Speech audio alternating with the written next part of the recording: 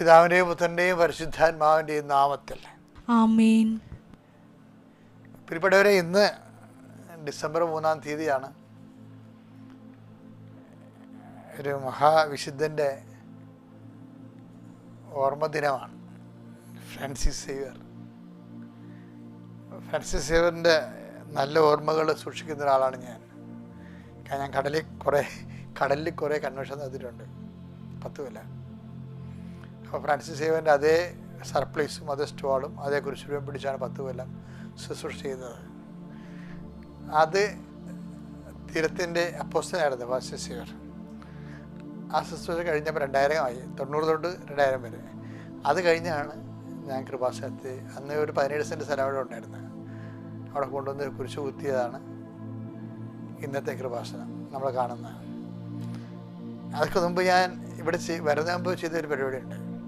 ഞാൻ ഗോവയിൽ പോയി ഫ്രാൻസിസ് സേവ്യറിൻ്റെ കാസ്കറ്റില്ലേ, വെള്ളിപ്പേടകം, അദ്ദേഹത്തിൻ്റെ 400 കൊല്ലം പഴക്കമുള്ള തിരുശേഷിപ്പ് ഇൻകറപ്റ്റബിൾ ബോഡി അതിരിക്കുന്ന സ്ഥലത്ത് പോയിട്ട് അവിടുത്തെ രക്തജനെ കണ്ട് അനുവാദം വാങ്ങിച്ചിട്ട് ഒരു അലൂമിനിയത്തിൻ്റെ ഏണി വാങ്ങിച്ച് അവിടുന്ന്, എന്നിട്ട് അന്ന് കാസ്കേഡ് 30 അടി മുകളിൽ വെച്ചിരിക്കണവർ.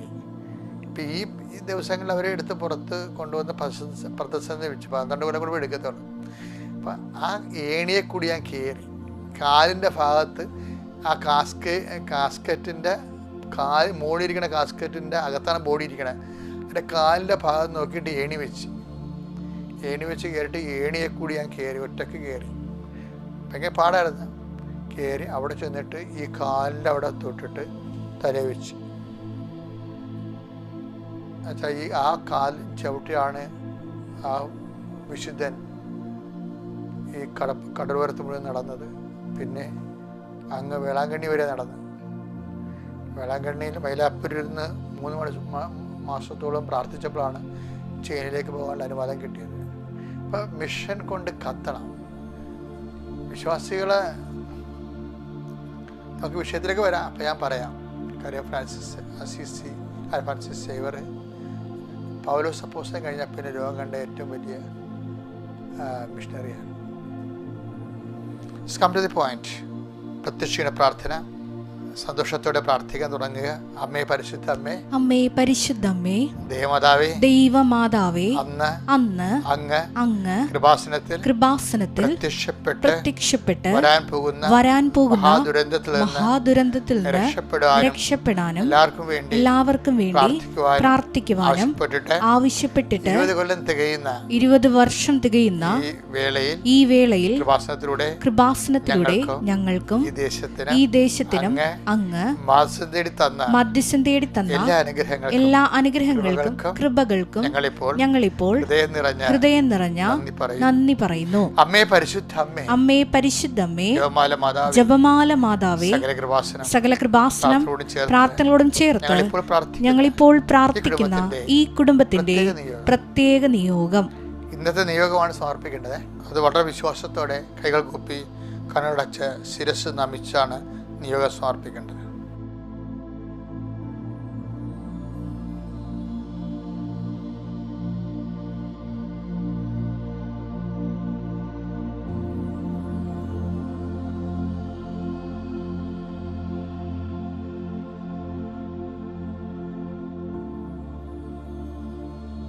അമ്മയുടെ പ്രത്യക്ഷീകരണത്തിന്റെ ഈ ദ്വാദശക വേളയിൽ ഞങ്ങൾക്ക് സാധിച്ചു തരുവാൻ കനിയണമേ. വിശ്വാസ പ്രമാണം. സർവശക്തനായ പിതാവും ആകാശത്തിന്റെയും ഭൂമിയുടെയും സൃഷ്ടാവുമായ ദൈവത്തിൽ ഞാൻ വിശ്വസിക്കുന്നു. അവിടുത്തെ ഏകപുത്രനും ഞങ്ങളുടെ കർത്താവുമായ ഈശോ മിശിഹായിലും ഞാൻ വിശ്വസിക്കുന്നു. ഈ പുത്രൻ പരിശുദ്ധാത്മാവിനാൽ ഗർഭസ്ഥനായി കന്യകാ മറിയത്തിൽ നിന്ന് പിറന്ന് പൊന്തിയോസ് പീലാത്തോസിന്റെ കാലത്ത് പീഡകൾ സഹിച്ച് കുരിശിൽ തറയ്ക്കപ്പെട്ട് മരിച്ച് അടക്കപ്പെട്ട് പാതാളങ്ങളിൽ ഇറങ്ങി മരിച്ചവരുടെ ഇടയിൽ നിന്ന് 3-ാം നാൾ ഉയർത്ത് സ്വർഗത്തിലേക്ക് എഴുന്നള്ളി സർവശക്തിയുള്ള പിതാവായ ദൈവത്തിന്റെ വലതുഭാഗത്തിരിക്കുന്നു. അവിടെ നിന്ന് ജീവിക്കുന്നവരെയും മരിച്ചവരെയും വിധിക്കുവാൻ വരുമെന്നും ഞാൻ വിശ്വസിക്കുന്നു.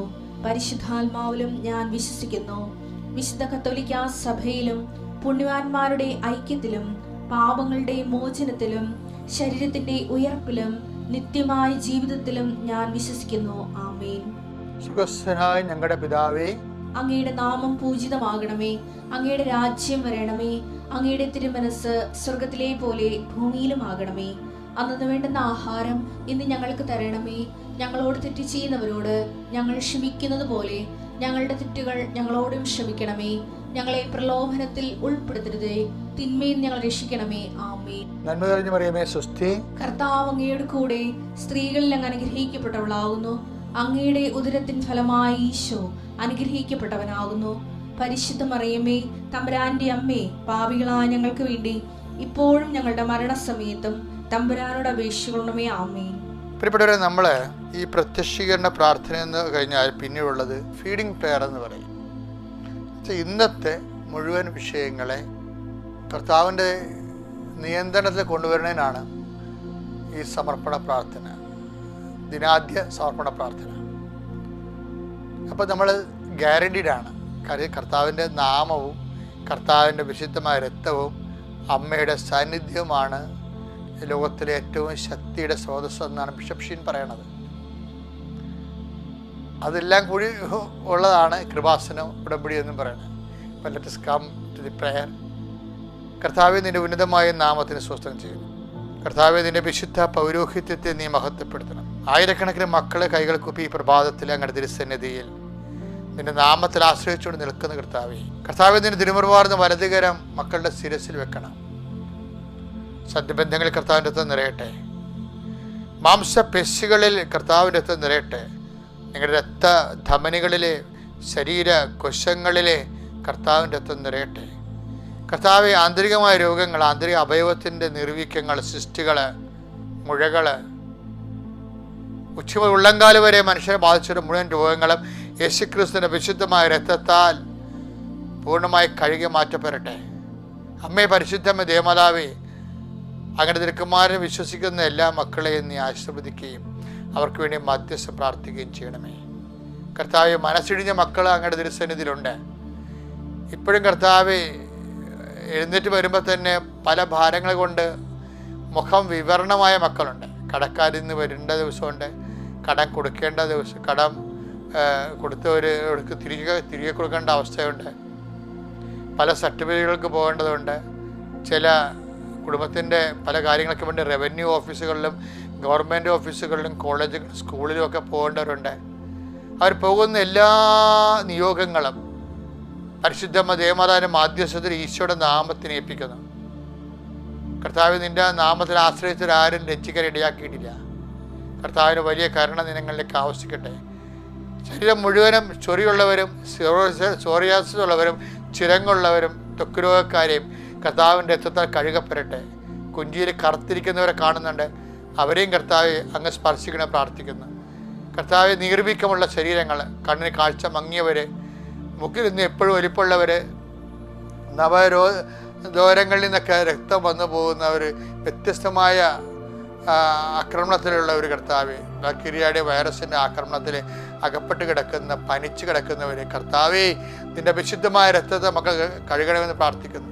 പല പല രോഗങ്ങൾക്ക് മരുന്ന് എടുക്കണ കാരണം ചില രോഗങ്ങൾ വന്നിട്ട് മാറാതെ മരുന്ന് ബോഡി അക്സെപ്റ്റ് ചെയ്യാത്തതുകൊണ്ട് ഈശോയെ അവരെല്ലാം നീ അങ്ങനെയെല്ലാം സ്പർശിക്കണം.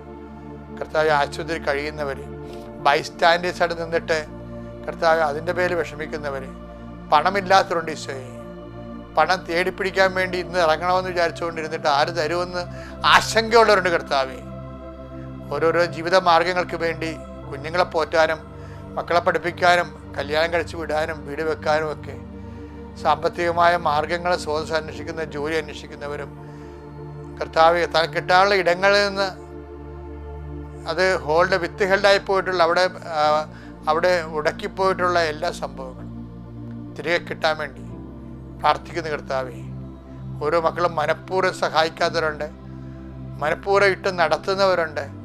അതിൻ്റെ പേരിലെല്ലാം ഓരോ ദിവസവും വിഷമം അനുഭവിക്കുന്നവരുണ്ട്. കർത്താവെ, ലീവ് എടുക്കാൻ പറ്റാത്ത ജോലി ചെയ്യുന്നവരുണ്ട്. പക്ഷെ ലീവ് എടുക്കേണ്ട കാര്യങ്ങൾക്ക് പോലും എടുക്കാൻ പറ്റാതെ ശ്വാസം മുട്ടുന്നവരുണ്ട്. അവരെ എല്ലാം സംബന്ധിച്ച് പ്രാർത്ഥിക്കുന്ന കർത്താവെ, ദൈവമേ, നിൻ്റെ വലിയ ശക്തിനെ ഇവിടെ മക്കളെ അയക്കണം.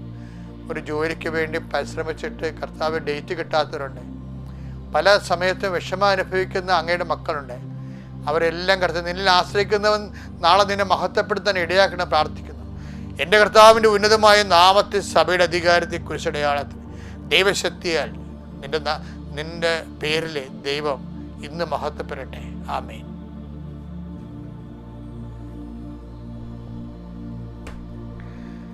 മക്കളെ, നമ്മൾ ഇന്ന് വായിക്കുന്നത് ഡിസംബർ 3 സന്ദേശം വിശുദ്ധ ലൂക്കായുടെ സുവിശേഷമാണ്. 5-ാം അധ്യായം 37-ാമത്തെ വചനം. ആരും പുതിയ വീഞ്ഞ് പഴയ തോൽക്കുടങ്ങളിൽ ഒഴിച്ചു വെക്കാറില്ല. ആരും പുതിയ വീഞ്ഞ് പഴയ തോൽക്കുടങ്ങളിൽ ഒഴിച്ചു വെക്കാറില്ല. അങ്ങനെ ചെയ്താൽ പുതിയ വീഞ്ഞ് പഴയ തോൽക്കുടങ്ങൾ ഭേദിച്ച് ഒഴുകിപ്പോവുകയും തോൽക്കുടങ്ങൾ നശിക്കുകയും ചെയ്യും. പുതിയ വീഞ്ഞ് പുതിയ തോൽക്കുടങ്ങളിലാണ് ഒഴിച്ചു വെക്കേണ്ടത്. സുവിശേഷം 5:36 വായിക്കാൻ പോണേ. ഇനി അവൻ അവരോട് ഒരു ഉപമയും പറഞ്ഞു. ആരും പുതിയ വസ്ത്രത്തിൽ നിന്ന് കഷണം കീറിയെടുത്ത് പഴയ വസ്ത്രത്തോട് ചേർക്കാറില്ല. അങ്ങനെ ചെയ്താൽ പുതിയ വസ്ത്രം കീറുന്നു എന്ന് മാത്രമല്ല, പുതിയ കഷണം പഴയതിനോട് ചേരാതെ വരികയും ചെയ്യും. എൻ്റെ പ്രിയപ്പെട്ട, ഞാനത് ഈ ദിവസങ്ങളിലെ ഉടമ്പടിയെ കുറിച്ച് ഒറ്റക്ക് മുറിയിരുന്ന് ധ്യാനിച്ചപ്പോൾ കർത്താവ് പറഞ്ഞൊരു വാക്കാണിത്. അപ്പം ഞാനോട് എന്തെങ്കിലും ഉടമ്പടിയായിട്ട് എന്നാ ബന്ധാവും? അപ്പോൾ കർത്താവ് പറഞ്ഞത്, നമ്മൾ ഉടമ്പടി എടുക്കുന്നതോട് കൂടി ഒരു വ്യക്തി പഴയതിൻ്റെ കൂടെ ചേർക്കരുതെന്നാണ് പറയുന്നത്. എല്ലാവർക്കും പറ്റിയിരിക്കുന്നത്. ഇപ്പം നിങ്ങൾ കൃപാസനത്തിൽ നോക്കണില്ലേ, ഏറ്റവും കൂടുതൽ സാക്ഷ്യപ്പെട്ട നോൺ ക്രിസ്ത്യൻസാണ്, പിന്നെ നോൺ കാത്തലിക്സാണ്. എന്താ കാര്യം? അവർ പഴയതിൻ്റെ കൂടെ പുതിയ ചേർക്കത്തില്ല. അവർ പുതിയതായിട്ട് തന്നെയാണ് അവർ കൊണ്ടുപോകുന്നത്. കത്തോലിക്കനെ സംബന്ധിച്ചിടത്തോളം കത്തോലിക്കന് വരുന്നൊരു പ്രശ്നം, കത്തോലിക്കന് ഈ വിശ്വാസപ്രമാണവും സ്വർഗസ്ഥനായ നമ്മൾ പറഞ്ഞ ഒരു കുമ്പസാരം കുർബാനയും ഒക്കെ അറിയാം. അതുകൊണ്ട് അവർ പണ്ട് തന്നെ അവരിങ്ങനെ വാദപ്പനിക്കാരെ പോലെ ഇങ്ങനെ അടിച്ചു തല്ലി ചെയ്തുകൊണ്ടിരിക്കുകയായിരുന്നു. അവർ വിചാരിക്കും അത് തന്നെയല്ലേ ഇത്, എന്നാൽ പിന്നെ അത് നമ്മൾ ചെയ്താൽ പോരെ. അതാണ് സംഭവം. അത് പഴയതിൻ്റെ കൂടെ ഈ ഉടമ്പടി എടുത്തവർ പഴയ സംഭവത്തിൻ്റെ എല്ലാ നീർക്കെട്ടലുകളും ശ്വാസ തടസ്സങ്ങളൊക്കെ മാറ്റിയിട്ട് നല്ല പ്രസരിപ്പോടെ ആദ്യമായിട്ട് ഈ സംഭവം ചെയ്യണ പോലെ അതിപ്രസരിപ്പോടെ ചെയ്യണം. എന്ന് വെച്ചാൽ നമ്മൾ ഇങ്ങനെയൊന്നും കേട്ടിട്ടില്ല, ആദ്യമായിട്ട് നമ്മൾ കേൾക്കുകയാണ്. അത് ആദ്യമായിട്ട് തന്നെ, അതുകൊണ്ട് തന്നെ ഇതെല്ലാം ഇപ്പം നമ്മൾ ഈ ഉടമ്പടി ഇന്ന് വരെ നമ്മൾ ചെയ്യാത്ത ഒത്തിരി കാര്യങ്ങളില്ലേ. എത്രയോ പേരാണ് രോഗികളെ കുളിപ്പിക്കുന്നത്, അതുപോലെ തന്നെ ഓൾഡ് ഏജ് ഹോമിലൊക്കെ പോയി നഖം വെട്ടി കൊടുക്കുക, അവരുടെ വസ്ത്രം അലക്കുകയൊക്കെ ചെയ്യണം. അതൊക്കെ പണ്ട് നമ്മൾ ചെയ്യാത്ത കാര്യമാണ്, പുതിയ കാര്യമാണ്. എത്രയോ പേരാണ് രാവിലെ എഴുന്നേറ്റ് ചോറ് കെട്ടുമ്പോൾ ഒരു ചോറ് പൊതി കൂടി കെട്ടി കൃത്യമായിട്ട്, എനിക്കൊരു ഓട്ടോറിക്ഷക്കാരൻ്റെ സാക്ഷി ഞാൻ കേട്ടപ്പോൾ അയാൾ കൃത്യമായിട്ട് 12:30 എവിടെ പോയാലും ആ ഓട്ടോ അയാൾ എടുക്കത്തില്ല. 12:30 മരച്ചുകൊണ്ടൊരു അമ്മച്ചിരിപ്പുണ്ട്, ആരോരും ഇല്ലാത്ത, അവിടുത്തെ കൊണ്ടുവന്ന് ഒരു ചോറ് കൊടുക്കാൻ വേണ്ടി അയാൾ ഓട്ടം കട്ട് ചെയ്യും. അപ്പോൾ എല്ലാം പുതിയ മനുഷ്യരാണ്. അങ്ങനെ ചെയ്യുമ്പോൾ ഇപ്പം ദൈവത്തിൻ്റെ ഒരു രീതി അറിയാൻ പറ്റില്ലേ, ഓരോ പുതിയ പ്രഭാതത്തിലും ഞാൻ നിന്നെ പുതിയ സ്നേഹത്തല്ല നമ്മൾ അഭിഷേകം ചെയ്യണത്. അപ്പോൾ നമ്മൾക്ക് ഉടമ്പടിയോടുകൂടി ഒരു പുതിയ സ്നേഹം വേണം. Take the word of God. ഓരോ പ്രഭാതത്തിലും പുതിയ സ്നേഹം. വിലാപങ്ങൾ 3:22-23. വിലാപങ്ങളുടെ പുസ്തകം 3-ാം അധ്യായം 22-ാം വാക്യം. കർത്താവിന്റെ സ്നേഹം ഒരിക്കലും അസ്തമിക്കുന്നില്ല. കർത്താവിന്റെ സ്നേഹം ഒരിക്കലും അസ്തമിക്കുന്നില്ല. അവിടുത്തെ കാരുണ്യം അവസാനിക്കുന്നില്ല. അവിടുത്തെ കാരുണ്യം അവസാനിക്കുന്നില്ല. ഓരോ പ്രഭാതത്തിലും അത് പുതിയതാണ്. അവിടുത്തെ വിശ്വസ്തത ഉന്നതമാണ്. ദൈവത്തിന്റെ സ്നേഹം പോലും ഓരോ ദിവസവും ഇന്നലത്തെ സ്നേഹമല്ല ഇന്ന്. അപ്പൊ നമുക്ക് തിരിച്ച് ദൈവത്തോട് കാണിക്കേണ്ടത് എന്താണ്? അത് തന്നെയാണ്. ഇന്നലത്തെ സ്നേഹം ആയിരിക്കണം ദൈവത്തോട് നമുക്ക് ഇന്ന് തോന്നേണ്ടത്. അതിനേക്കാൾ കുറയണമെന്നല്ല, അതിനേക്കാൾ കൂടണം. അതാണ് ഈശോ പറയണത്, പുതിയ വസ്ത്രം പഴയ വസ്ത്രം പോലെ ആക്കരുതെന്ന്. കാര്യം ഇവിടുന്ന് പുതിയ വസ്ത്രം കീറിയെടുത്തിട്ട് പഴയ വസ്ത്രം കൂടെ ചേർത്ത് വെക്കരുത്. നിങ്ങൾ ഇവിടുന്ന്, അതായത് അപ്പം പുതിയ ഡാമേജ് ആവും, പഴയതും ഡാമേജ് ആകും. അപ്പം അതുകൊണ്ട് ഉടമ്പടി ഒരു പുതിയ സ്നേഹമാണ്. ഓരോ ദിവസവും പുതിയ സ്നേഹത്താൽ ദൈവത്തെ സ്നേഹിക്കുമെന്ന് ദൈവത്തിന് തോന്നിയാൽ പിന്നെ നമുക്ക് ജീവിതത്തിൽ തിരിഞ്ഞു നോക്കേണ്ടി വരത്തില്ല. കർത്താവ് നമ്മളെ അനുഗ്രഹിക്കട്ടെ. Praise the Lord.